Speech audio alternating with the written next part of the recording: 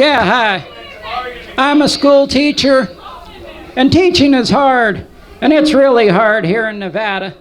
And it's not just the uncaring, apathetic parents and the high transient rate and the woefully funded schools.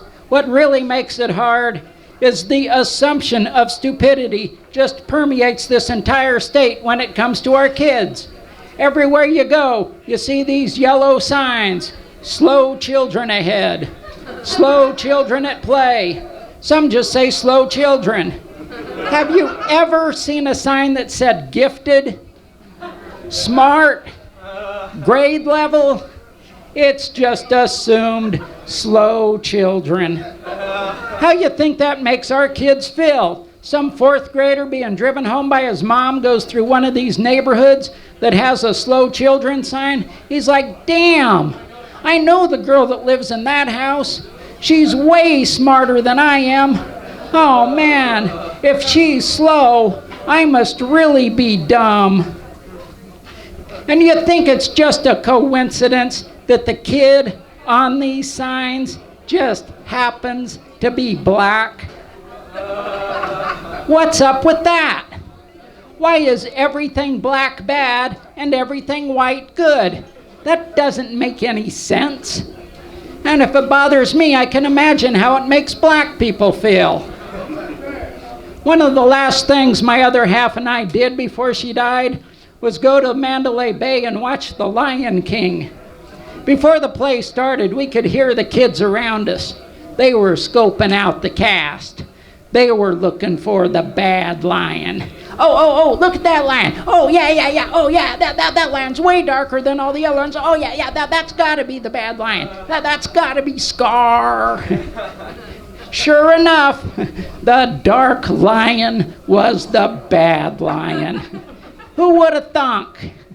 Come on, people, stop color coding. Yeah.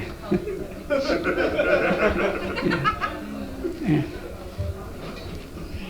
Dang it, I did it again.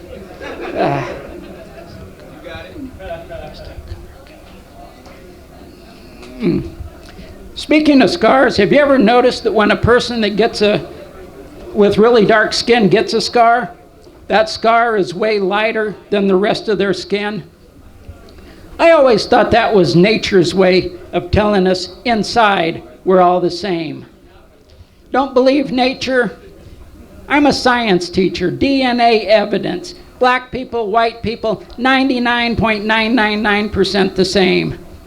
Don't believe DNA? Go to New York City, the most diverse city in the entire world. And there, the difference between a black man and a white man, one is African American, the other African American. Almost exactly the same.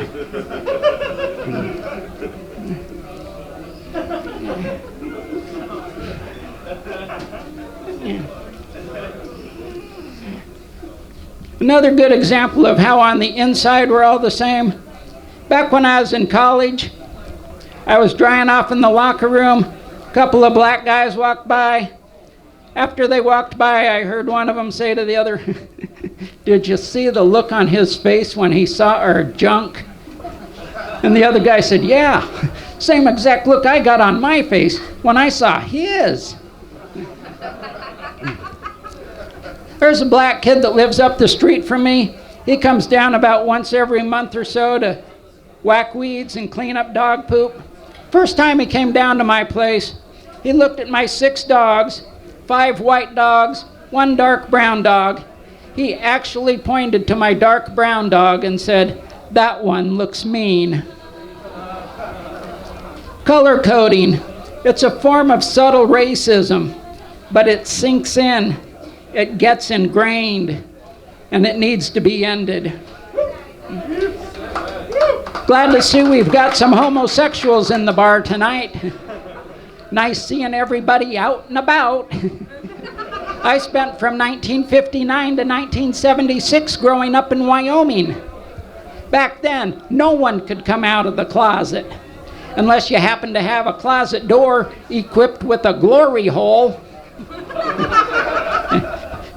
Now we've got professional football players out of the closet. Michael Sam, Defensive Player of the Year in the Southeast Conference, drafted by the St. Louis Rams. And finally, the NFL no longer stands for the No Fairies League. Now, I could have used another more derogatory F word right then to describe homosexuals, but life on this planet is way too short and way too precious to be wasting it with any kind of hatred, homophobia, or racism. We have got to love one another. You got to love everybody. You got to love the entire spectrum of humanity. Love multiplies, hate divides. You've got to love everyone from the crackers to the crack hose.